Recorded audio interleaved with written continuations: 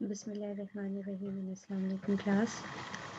Today's lecture is about polymorphism, a little bit new topic for you, but the concept is not really new because we have already read this concept in other terms as overriding um, and operator overloading. So polymorphism. Before going to start this topic, let's have a quick glance at the outline, the meaning of polymorphism, virtual functions. Then we will discuss the two types of polymorphism, that is static or dynamic, and they are also known as early binding or and late binding respectively. Merits and demerits of dynamic polymorphism. Then what are pure virtual functions? We will study this.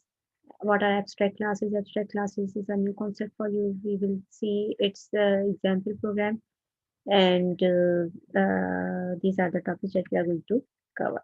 So starting the first topic, the first slide is what is polymorphism.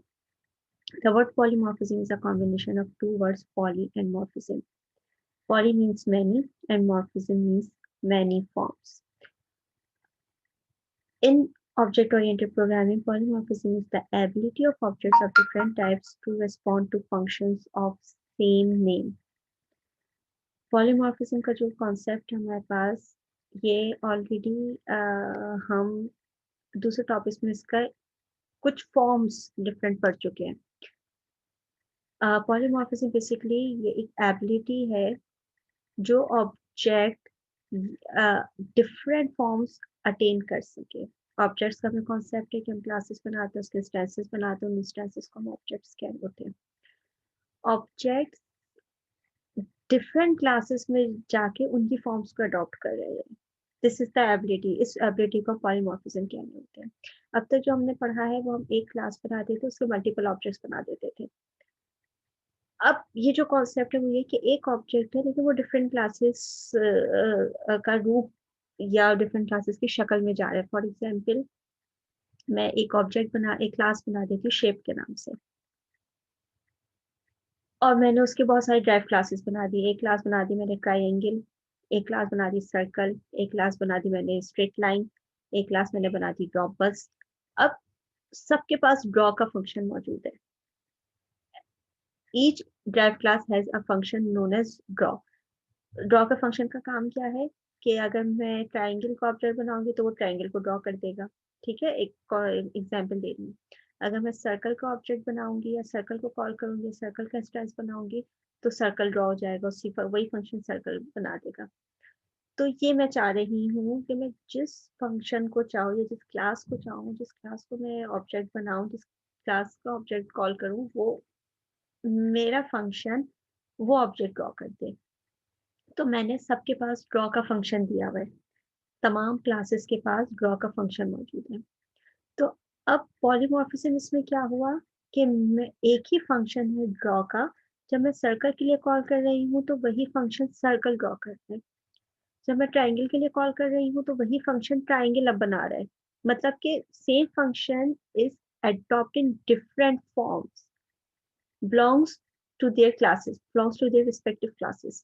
तो जिस class से वो function belong कर रहा है वो उसका रूप धारा है वो ड्रॉ का फंक्शन. फंक्शन वही एक सेम है मगर डिफरेंट क्लासेस के लिए वो डिफरेंट रूप चेंज कर रहे हैं. तो बेसिकली पॉलीमॉर्फिज्म का जो कॉन्सेप्ट है वो यही है. Poly means many, morph means form, and ism, yeah, IFM is the process basically. So polymorphism is basically the process, which is the ability of an object to interchange its form, अपने आप को बहुत सारे forms में change कर देना. Polymorphism is implemented by using virtual functions. Implement, अब हम जब कोडिंग में इसको इम्प्लीमेंट करेंगे तो बेसिकली क्या है इसका कॉन्सेप्ट है. वर्चुअल फंक्शंस का एक कॉन्सेप्ट आएगा जो अगली के नेक्स्ट स्लाइड्स में हम आपको क्लियर करेंगे. The user does not have to know the exact type of object in advance. The behavior of the object can be implemented at runtime. It is called late binding or dynamic binding. Polymorphism की basically दो categories होती है. एक होती है static polymorphism, एक होती है डायनामिक पॉलीमॉर्फिज्म. स्टैटिक और डायनामिक में, स्टैटिक में हम स्टैटिक पॉलीमॉर्फिज्म की, ये हमने इस नाम से नहीं पढ़ा है लेकिन दूसरे तरीके हम पढ़ चुके हैं. ऑपरेटर ओवरलोडिंग हमने कॉन्सेप्ट पढ़ा था। Operator overloading is basically static polymorphism. Operator क्या होता है, नाम वही होता है और वो अपनी फंक्शन चेंज कर रहा है। एक हमने कॉन्सेप्ट पढ़ा था ओवरराइडिंग का। इनहेरिटेंस में एक मसला आ जाता था कि जब हम चाइल्ड क्लास पे खड़े होकर बुला रहे हैं या बेस क्लास पे खड़े होकर बुला रहे हैं, तो अगर हम उसको डिफाइन नहीं कर रहे हैं तो वो एक ही फंक्शन कॉल कर रहे हैं हर दफा। तो हम फिर ओवरराइडिंग के थ्रू इस कॉन्सेप्ट को या इस मसले को हल कर रहे होते थे। ओवरराइडिंग का कॉन्सेप्ट हमने इनहेरिटेंस में यूज किया हुआ है। Overriding is again static polymorphism, यानी कि फंक्शन उसी नाम से मौजूद है, लेकिन हम जिस क्लास के लिए उसको रेफर कर रहे हैं वो उसके लिए काम करके बता रहे हैं। तो डेट इज ओवरराइडिंग। तो हमारे पास ये जो दो टाइप्स हमने पढ़ी थी, static poly sorry operator overloading और ओवरराइडिंग, ये दोनों जो टाइप्स थी ये बेसिकली स्टैटिक पॉलीमॉर्फिज्म की है। यानी कि और स्टैटिक पॉलीमॉर्फिज्म खुद क्या होता है? स्टैटिक पॉलीमॉर्फिज्म बेसिकली इसका कॉन्सेप्ट ये है कि जब कोई भी ऑब्जेक्ट कंपाइल टाइम पे अपनी फॉर्म्स चेंज कर दो, कंपाइलेशन के वक्त एक हमारे पास पहले प्रोग्राम कंपाइल होता है, जब सक्सेसफुली कंपाइल हो जाता है उसके बाद एग्जीक्यूट होता है या रन होता है। तो जब कंपाइलेशन के दौरान ऑब्जेक्ट अपनी फॉर्म कंपाइलेशन टाइम पे चेंज कर ले, that is static polymorphism. Object अगर अपनी फॉर्म रन टाइम पे चेंज करे, यानी कंपाइल हो चुका है प्रोग्राम, रन टाइम पे वो फॉर्म चेंज कर रहा है, एग्जीक्यूशन के वक्त अपनी न्यू न्यू फॉर्म्स अडॉप्ट कर रहा है, that is dynamic polymorphism. Dynamic का कॉन्सेप्ट भी अगर आपको याद हो, थोड़ा सा हमने पढ़ा था डायनेमिक ऑब्जेक्ट्स के में, कि डायनेमिक ऑब्जेक्ट्स का क्या कॉन्सेप्ट था कि हम जब हमें कोई चीज अननोन है या हमें रन टाइम पे वो इंफॉर्मेशन मिलेगी तो हम उस चीज को डायनामिक डिक्लेयर करवा लेते थे। फॉर एग्जाम्पल, अगर मैं कोई नाम डिक्लेयर करवाना चाह रही हूँ, मैं कह रही हूँ नेम, और मैंने उसका चार साइज या एरे साइज रख दिया है 40। स्टूडेंट आया, उसने अपना नाम एंटर किया, उसकी लेंथ 40 नहीं थी, उसकी लेंथ 16 थी। मैंने तो जो 16 लेंथ के अलावा जितनी सारी एरेज बन चुके थे, जितनी सारी जगह ऑक्यूपाई हो चुकी थी, वो सब बेकार चली गई। फिर मैंने कहा कि नहीं भाई, 16 16 है तो मैं क्यों ना 18 जगह रख दूं। अब मैंने नेम का साइज छोटा कर दिया, उसके एरे का साइज मैंने कह दिया 18। अब जो स्टूडेंट आया उसका नाम 22 लेटर्स का था फॉर एग्जाम्पल, जगह मैंने 18 की रखी थी। तो अब क्या हुआ, उसका डेटा लॉस हो गया, 18 तक का डेटा मेरे पास आ गया, उसके बाद के जो अल्फाबेट्स थे वो सब लॉस हो गए। तो यानी कि अगर मैं एरे बड़ा कर रही हूँ तो वो वेस्ट हो रहा है, अगर मैं एरे छोटा कर रही हूँ तो मेरा डेटा लॉस हो रहा है। तो मैंने क्या किया कि एरे जो नेम का एरे था उसको डायनामिक डिक्लेयर करा दिया। डायनामिक डिक्लेयर कराने का ये फायदा हुआ कि अब रन टाइम पे इसकी अलॉटमेंट होगी। अब स्टूडेंट आया, उसने अपना नाम भेजा, 35 लेटर्स का उसका नाम था, उसी वक्त 35 लेटर एलोकेट हो गए, ना मेमोरी वेस्ट हुई ना डेटा लॉस हुआ। फिर स्टूडेंट आया, उसका नाम था 9 लेटर्स का, अब 9 की मेमोरी सेफ हो गई। तो बेसिकली रन टाइम पे एलोकेशन जब हमें करवानी होती है तो हम डायनेमिक का कॉन्सेप्ट लेकर आते हैं। तो यहाँ पे वही दोनों कॉन्सेप्ट्स हैं। स्टैटिक पॉलीमॉर्फिज्म यानी जब आप पहले से कंपाइलर को बता दें कि तुमको ये फॉर्म्स चेंज करनी है, कंपाइलेशन के वक्त आप बता दें, दैट इज स्टैटिक पॉलीमॉर्फिज्म। जब आप रन टाइम पे बता दें कि ये उस वक्त जो यूजर बोलेगा उसी वक्त तुमको ये काम करना होगा, जो यूजर बोलेगा उसी वक्त तुम्हें वो फॉर्म अडॉप्ट करनी होगी, तो डेट इज डायनेमिक पॉलीमॉर्फिज्म। दोनों के अपने एडवांटेजेस है, अपनी डिसएडवांटेजेस है, अपनी डिटेल्स है, हम ये सब आगे स्लाइड्स में कवर करेंगे। फिलहाल polymorphism is implemented by using virtual functions. Point number 4 जो है पॉलीमॉर्फिज्म, यहाँ पे जो पॉलीमॉर्फिज्म की बात हो रही है ये लेट बाइंडिंग वाले कॉन्सेप्ट की बात हो रही है। अगर आपको लेट बाइंडिंग में डायनेमिक पॉलीमॉर्फिज्म करवानी है तो you use virtual function.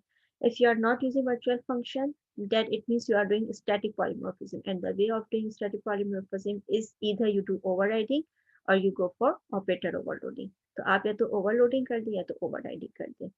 You do not use virtual words there, but again you are doing static polymorphism there as well. तो वर्चुअल फंक्शंस अगर आप वर्चुअल फंक्शंस के थ्रू करेंगे तो दैट इज डायनेमिक पॉलीमॉर्फिज्म। और पॉलीमॉर्फिज्म का जो basic concept है हम वो लेट बाइंडिंग के लिए इस्तेमाल करते हैं। Pointers to object, a pointer can also refer to as to an object of a class. अभी मैंने थोड़ी देर पहले स्लाइड चेंज करने से पहले एक जुमला बोला था कि पॉलीमॉर्फिज्म का ज्यादातर इस्तेमाल जो हम लेट बाइंडिंग के लिए ही करते हैं। तो जब हम लेट बाइंडिंग की बात कर रहे हैं या डायनेमिक पॉलीमॉर्फिज्म की बात कर रहे हैं, यदि रन टाइम पे कोई काम हमें करना है, रन टाइम पे एलोकेशन होनी है, रन टाइम पे एड्रेसेस मिलने हैं, तो again we use the concept of pointer. Dynamic objects के लिए भी हमने पॉइंटर का कॉन्सेप्ट लेकर आए थे। पॉइंटर का काम ये होता है कि वो एड्रेस को सेव करता है और एड्रेस उसको रन टाइम पे मिल रहे होते हैं। जो भी एड्रेस मिलेगा उसको उससे सेव करना होगा।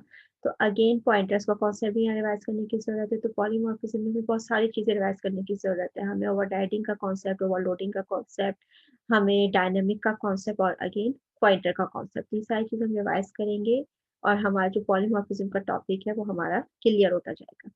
A pointer can also refer to an object of a class. The member function of an object can be accessed through pointers by using symbol arrow. The symbol is known as member selection operator or simply arrow operator. Pointer का क्या concept है कि हम किसी भी object को point कर रहे होते हैं, पॉइंटर बना देते हैं।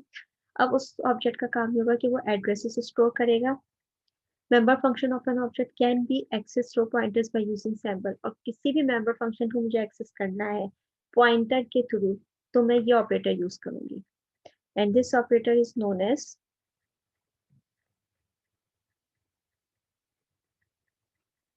This operator is known as arrow operator in simple words. Bookish word इसका है member selection operator.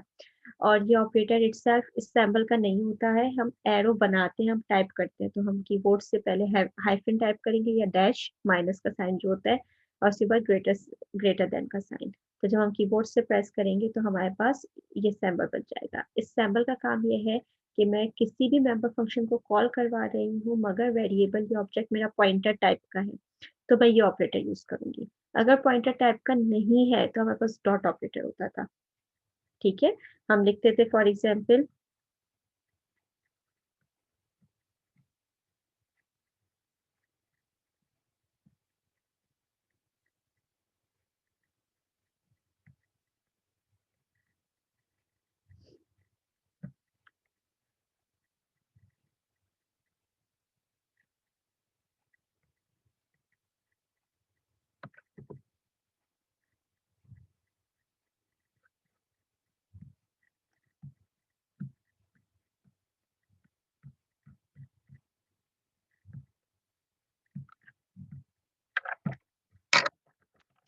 क्लास हमारे पास स्टूडेंट के नाम से हमने रखा S1।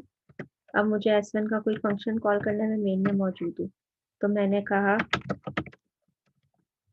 ये तरीका था कि स्टूडेंट है मेरे पास S1 के नाम से, कोई भी ऑब्जेक्ट है, ये क्लास है, और अगर मुझे कोई मेंबर फंक्शन कॉल करना है तो S1 डॉट इनपुट, तो उस ऑब्जेक्ट का उस क्लास स्टूडेंट क्लास का इनपुट फंक्शन कॉल हो जाएगा। पॉइंटर की बात हो रही है, अगर मुझे काम पॉइंटर से करना है तो मैंने रखा है स्टूडेंट। पॉइंटर का सैम्बल ये होता है आपके पास, आपने रखा है S1 नाम फॉर एग्जाम्पल। ठीक है, अब अगर आपको कोई फंक्शन को कॉल करना है तो तरीका ये हो जाएगा कि आप लिखेंगे S1 और एरो ऑपरेटर ये आपने कीबोर्ड से बनाया है खुद ही, डैश और ग्रेटर देन साइन के साथ, और उसके बाद आपने लिखिए। So if you are referring any member function for the pointer or type object, then you use this arrow operator. And if you are referring any member function with simple instances, a simple object, then you use dot operator. तो ये quickly जो है वो revision था। आगे बढ़ते हैं pointers to object पे। तो ये आपके पास सेंटेक्स है, पीटीआर कोई भी पॉइंटर है, एरो सिंबल और उसके बाद मेंबर का देंगे। और PTR is the name of the pointer that refers to an object, arrow is used to access a member of object, and member is the name of class member to be accessed. Now we are going to perform an example program so that we can revise the pointer topic. Pointer को use कैसे करना है, pointer to an object का क्या concept, इसको revise करें, क्योंकि आगे हम चूंकि लेट बाइंडिंग करेंगे, पॉलीमॉर्फिज्म करेंगे, तो वहां पे हमारे पास पॉइंटर का कॉन्सेप्ट फ्रीक्वेंटली यूज होगा। तो फ्रीक्वेंटली यूज करने के लिए जरूरी है कि we do a simple exercise just to revise this concept. And the task is write a class with an integer data member, a function to input and a function to display. Creates an object of the class using pointer and access its member function.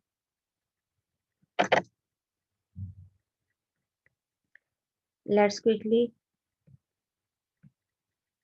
go to Visual Studio, add new item. pointer to object.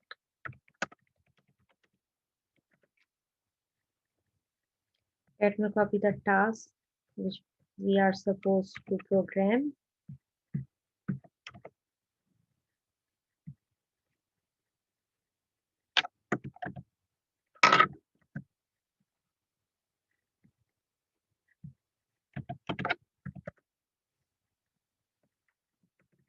Write a class with an integer data member, a function to input and a function to display it.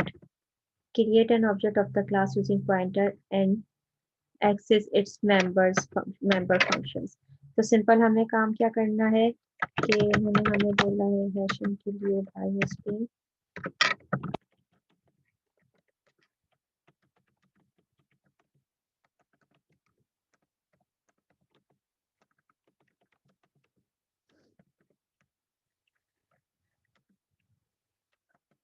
हमने बना ली class test के नाम से।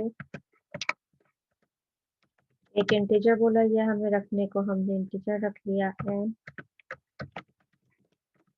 और हमें बोला गया है कि एक फंक्शन बनाना है इनपुट के लिए। हमने यहाँ पे ले लिया है इनपुट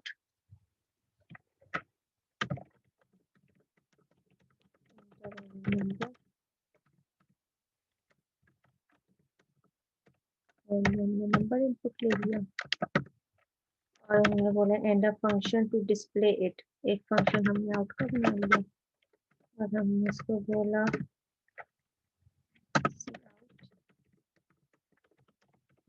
नंबर इज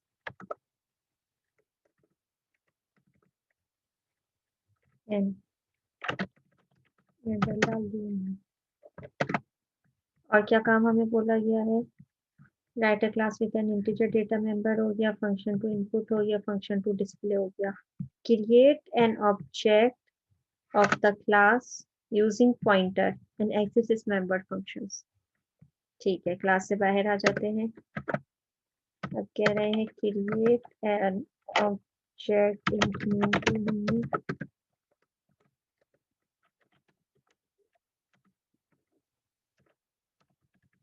एक पॉइंटर बना दिया हमने, एक ऑब्जेक्ट और बना देते हैं। ptr में हमने एड्रेस डाल दिया किसका,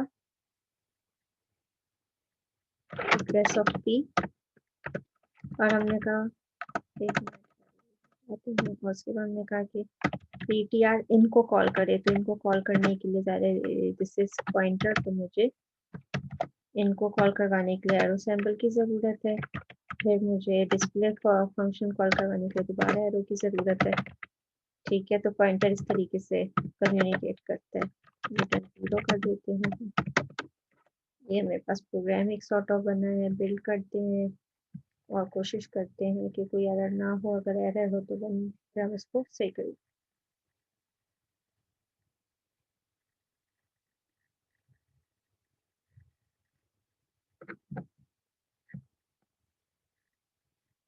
स्टार्ट विदाउट डीबगिंग किया, आप लोग के साथ स्क्रीन शेयर कर दी गई है।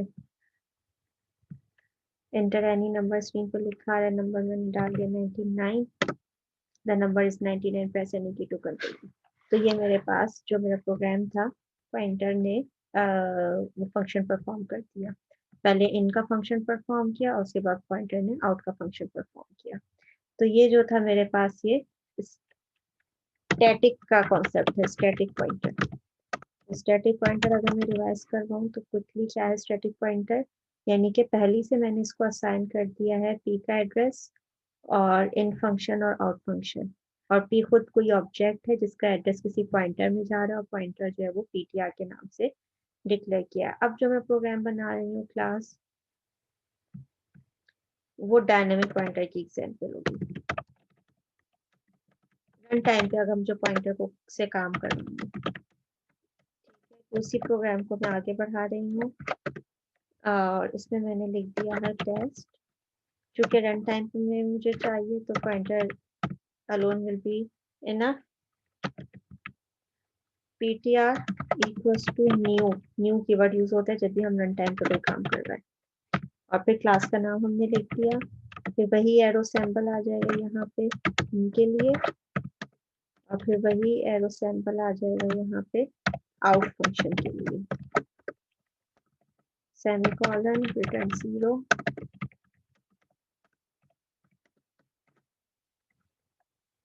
बिल्ड करते हैं प्रोग्राम, ये रन टाइम पे या डायनेमिक में उसी वक्त इसको एड्रेस मिलेगा। तो क्लास का नाम देंगे हम न्यू, कीवर्ड यूज करते हैं, स्टार्ट विदाउट डीबगिंग किया और उसके बाद हमने यहाँ पे इसको देखा कि हमसे इसने नंबर मांगा, हमने नंबर दिया 99 अगेन, द नंबर इज 99। तो आउटपुट आपको तो वही सेम नजर आएगा क्योंकि सेम इनपुट फंक्शन है और सेम आउटपुट कमांड है, लेकिन एड्रेसेस में इसको रन टाइम पे एड्रेस मिल रहा है। तो ये कंपाइलर के हिसाब से जो है दोनों डिफरेंट तरीके से, कंपाइलर डिफरेंट तरीके से काम कर रहे हैं, यूजर के लिए दोनों एक ही तरीके का आउटपुट जनरेट कर रहे हैं। वापस आते हैं कोडिंग में। ठीक है, एक न्यू का हमारे पास कॉन्सेप्ट होता था और उसके बाद हम डिलीट का कॉन्सेप्ट भी क्विकली रिवाइज कर लेते हैं। डिलीट का काम ये होता था कि कोई भी रन टाइम पे एलोकेशन होगी उस काम को हम खत्म कर देते हैं, और उसका सेंटेंस होता था कि डिलीट कर दिया और पीटीआर कर दिया। और इसको भी हम बिल्ड करते हैं। तो अभी हमने बगैर डिलीट के चलाया था, डिलीट के साथ चला दिया, तो वही काम है कि कंपाइलेशन रन टाइम पे काम करने के बाद उसके बाद जो भी उसकी एलोकेशन थी उसको रिफ्रेश कर देगा या रीन्यू कर देगा या उसको डिलीट कर देगा। तो ये हमारे पास ऑब्जेक्ट वो स्क्रीन आ गई, 99 हो गया और जो नंबर था वो 99 था, वो हमारे पास स्क्रीन पर आ गया। तो क्लास ये हमारे पास क्विकली रिवीजन था कॉन्सेप्ट ऑफ dynamic pointer या pointer to an object, just to revise pointer concept. अब आ जाते हैं क्लास टॉपिक पे, virtual functions. A type of function that appears to exist in some part of program but does not exist really is called virtual function. नाम से जाहिर हो रहा है वर्चुअल। वर्चुअल मतलब एक चीज जो है वो नजर आ रही है कि यहाँ पर है मगर वो यहाँ पर नहीं है, या एक चीज वहां पर मौजूद नहीं है मगर हम उसका इम्पैक्ट दे रहे हैं या इमेज दे रहे हैं। तो वर्चुअल फंक्शन का काम भी यही है। ड्रॉ का फंक्शन, जैसे मैंने थोड़ी देर पहले एग्जांपल दी थी कि ड्रॉ का फंक्शन ट्रायंगल भी ड्रॉ कर रहा है, ड्रॉ का फंक्शन सर्कल भी ड्रॉ कर रहा है। तो ये कैसे कर रहा है, बेसिकली नजर आ रहा है ड्रॉ का फंक्शन, ठीक है, लेकिन एक्चुअल में वहां पे वो फंक्शन नहीं है। एक्चुअल में वो काम जो है आपके पास ट्रायंगल ड्रॉ करने का, तो मतलब फंक्शन जो ड्रॉ का अपना फंक्शन है वो एक्चुअल में बेस क्लास के पास है, असल में बेस क्लास के पास है, उसका काम ड्राइव क्लासेस के पास नहीं है, लेकिन उसकी शक्ल चेंज होकर ड्राइव क्लासेस को मिल रही है। Virtual means existing in appearance but not in reality. Virtual functions are used to implement polymorphism. तो ये बात याद रखिए, जब भी हमें डायनामिक पॉलीमॉर्फिज्म करनी होती है, स्टैटिक पॉलीमॉर्फिज्म तो हम ऑलरेडी कर चुके हैं in the form of overriding and overloading. अगर मुझे डायनामिक पॉलीमॉर्फिज्म यूज करनी होगी तो I need to use this keyword virtual function. They enable the user to execute completely different function by the same function call.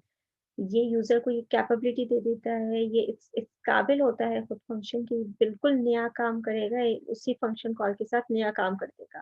Function call आपने draw ही call किया है, draw, लेकिन उसने काम नया कर दिया, रेक्टेंगल बना दिया, ट्राइंगल बना दिया।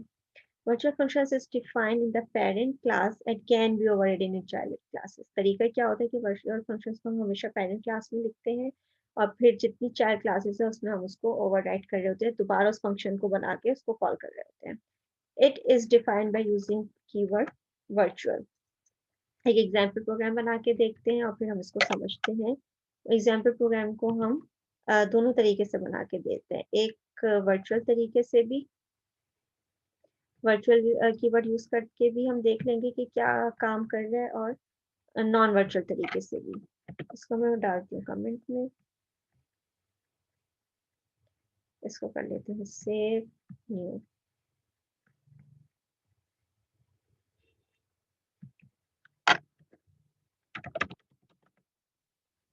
वर्चुअल कोड, ठीक है, एक प्रोग्राम हम बना रहे हैं वर्चुअल कोड के नाम से।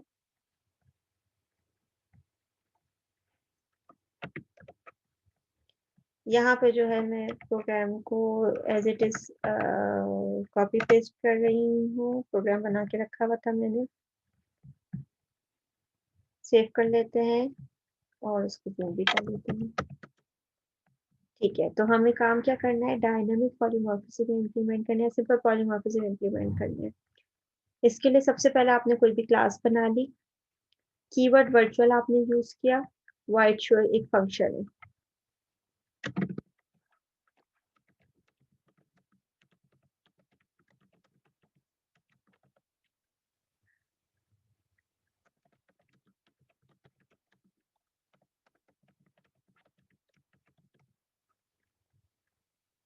इस शो का कमांड का काम क्या है कि ये वाले लाइन है जिसको इसको प्रिंट कर देना है स्क्रीन पे। क्लास बी में आ जाइए, class B is right from ए।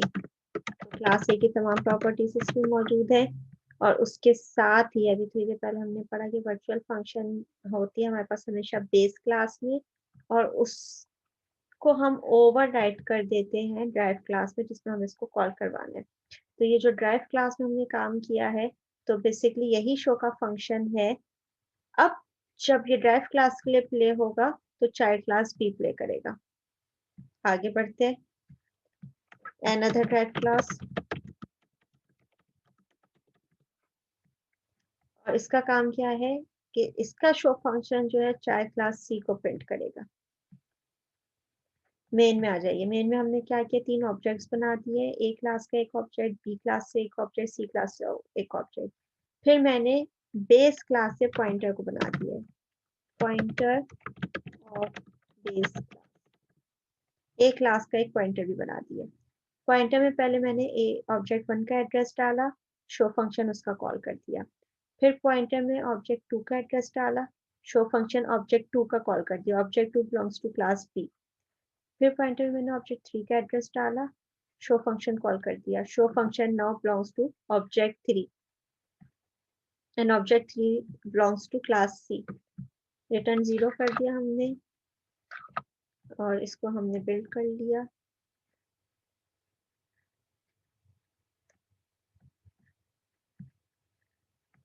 और स्क्रीन हमने आपसे शेयर कर ली।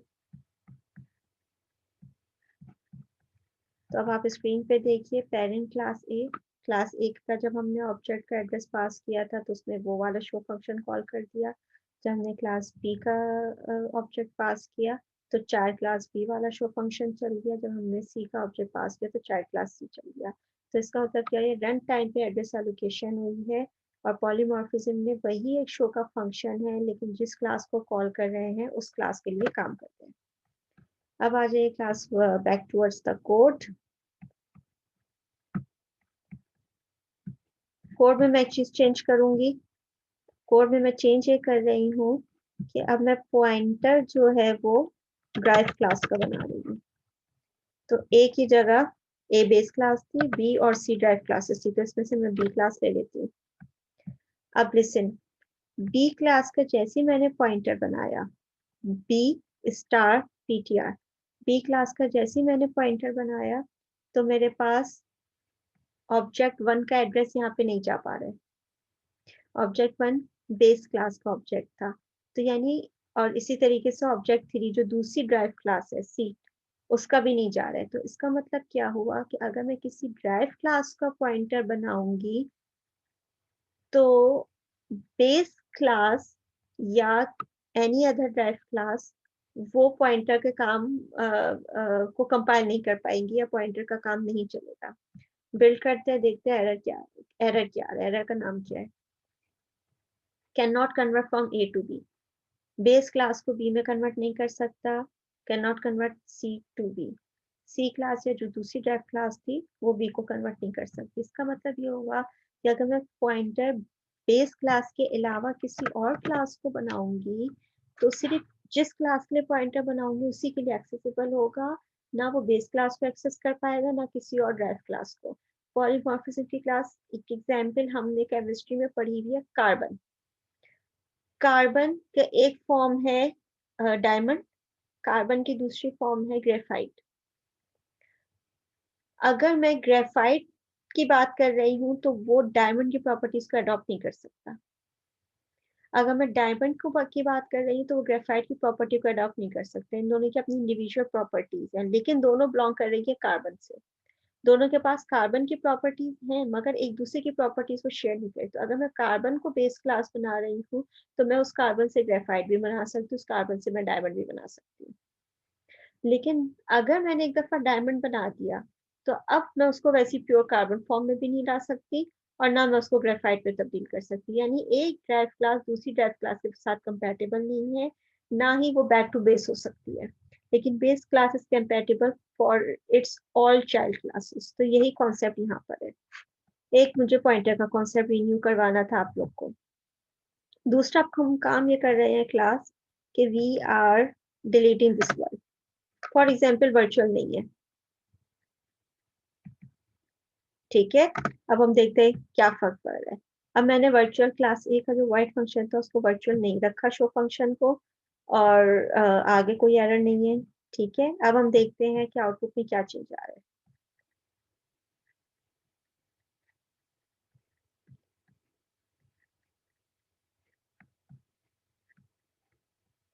आउटपुट आप लोगों से शेयर करूंगा तो you can see the output.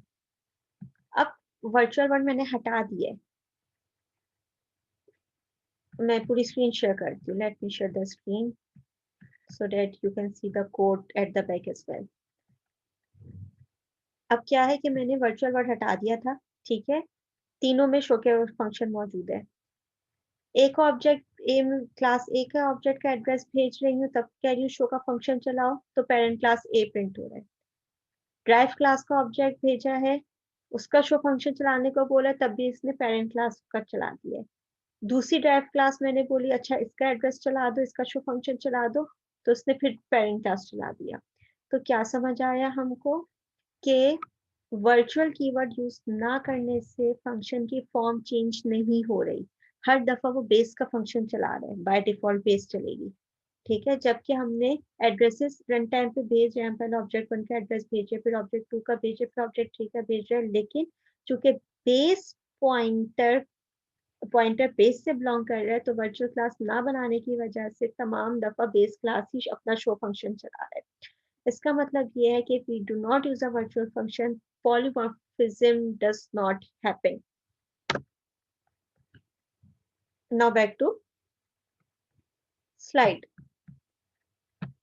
ये प्रोग्राम की हमने एग्जाम्पल देख ली करके, program example related to virtual functions. So what we have concluded, book में इसकी एक्सप्लेनेशन बहुत डिटेल में मौजूद है। Book we are following object oriented programming by Robert Lafore. उसके फिगर 11.1 आपको इस वक्त नजर आ रही है, नॉन वर्चुअल पॉइंटर एक्सेस। अब इसमें हमारे पास क्या है कि एक पॉइंटर है, ड्राइव वन इसमें हमने डाला, एक पॉइंटर है ड्राइव टू हमने डाला। नॉन वर्चुअल पॉइंटर एक्सेस हमने वर्चुअल फंक्शन यूज नहीं किया है। बेस के पास भी जो शो का फंक्शन है, ड्राइव वन के पास भी शो का फंक्शन है, ड्राइव टू क्लास के पास भी शो का फंक्शन है, जैसे भी हमने एग्जाम्पल में देखा। जब हम इसको रन कर रहे हैं तो चाहे ड्राइव वन हो तब भी शो का फंक्शन बेस का चला रहे, चाहे ड्राइव टू हो तब भी शो का फंक्शन बेस का चला रहे। when we use virtual when we give virtual pointer access, then what does it do? Base के पास वर्चुअल अब कीवर्ड लगा दिया, वर्चुअल शो फंक्शन है, ड्राइव वन क्लास के पास भी शो फंक्शन है, ड्राइव टू क्लास के पास भी शो फंक्शन है। जब मैं कह रही हूँ address of drive one pointer में दो, तो ड्राइव वन का शो फंक्शन चला रहे। जब मैं कह रही हूँ एड्रेस ऑफ ड्राइव टू जाओ, तो ड्राइव टू का शो फंक्शन चला रहे। तो what's the difference when we are using non virtual pointer access and when we are using virtual pointer access? Non virtual pointer access से जो दोनों आपके पास ड्राइव क्लासेस हैं वो चला बेस का फंक्शन ही नहीं है, लेकिन वर्चुअल पॉइंटर एक्सेस की वजह से जो एक्सेस है वो शेप चेंज कर रहा है, फॉर्म चेंज कर रहा है, पॉलीमॉर्फिज्म हैपन हो रही है। Few things more about virtual functions. A virtual function is a member function which is declared within a base class and is redefined overridden by a drive class. जैसे कि अभी हमने देखा कि base function में drive define किया जाएगा और override हम कर देंगे उसको drive classes में. When you refer to a drive of class object using a pointer or a reference to the base class, you can call a virtual function for that object and execute the drive class version of the function.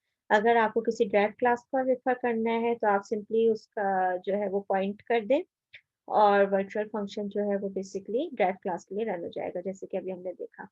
Virtual functions ensure that the correct function is called for an object regardless of the type of reference और pointer used for function call.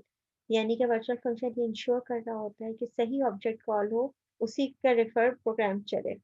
They are mainly used to achieve runtime polymorphism. The virtual functions are basically used for runtime polymorphism. If you want compile time polymorphism, then you do not use virtual function and you do it by using simple inheritance overriding or operator overloading. Functions are declared with a virtual keyword in base class. जैसे कि अभी हमने देखा, the resolving of function call is done at runtime. ये जो मसला जो भी होगा ये runtime पे resolve हो जाएगा. So there are few rules for virtual functions. You should note them. You should memorize them. Virtual functions cannot be static and also cannot be a friend function of another class. So what does it mean that virtual functions cannot be static? अगर static होगा तो वहाँ पे virtual use नहीं होगा, फिर वहाँ पे दूसरे तरीके हैं polymorphism के. And also cannot be friend function of another class. Friend functions के लिए भी ये incompatible रहता है. Virtual function should be accessed using pointer or reference of base class type to achieve runtime polymorphism. Pointers के साथ हम use करेंगे या base class के साथ हम उसको refer करवाएंगे. The prototype of virtual function should be same in base as well as drive class. Prototype same होना चाहिए. Prototype, what does it mean? That if you are using the word white show here, then drive function must also have white show. Drive to function must also have white show. If you are using int show, then it must be int show, it must be int show. So the prototype must be same. They are always defined in base class and overridden in drive class. It is not mandatory for drive class to override or redefine the virtual function. In that case, base class version of the function is used. If you are not giving any other definition explicitly, but you are overriding it in a drive function, then you do not, then it is not mandatory. It is not necessary that you always give its own definition in drive class. If you're not giving any definition, then it will simply run the base class definition. तो अगर आप नहीं बताएंगे drive class में कि उसको चलाना क्या है, लेकिन आपने फंक्शन का प्रोटोटाइप लिखा हुआ है, तो वो बेस क्लास वाला काम दोबारा कर देगा. तो ड्राइव क्लास में एक्सप्लेन करना is not mandatory, but you need to explain your work in base class must. So part 1 ends here. In our next part, we'll be discussing the types of polymorphism.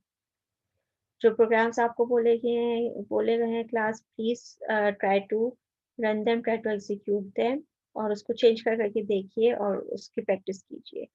और topic continue है. Part 2 में भी will be discussing the other topic, that is the types of polymorphism, pure virtual function, abstract classes, and more examples will be discussed in part 2 classes. So thank you so much.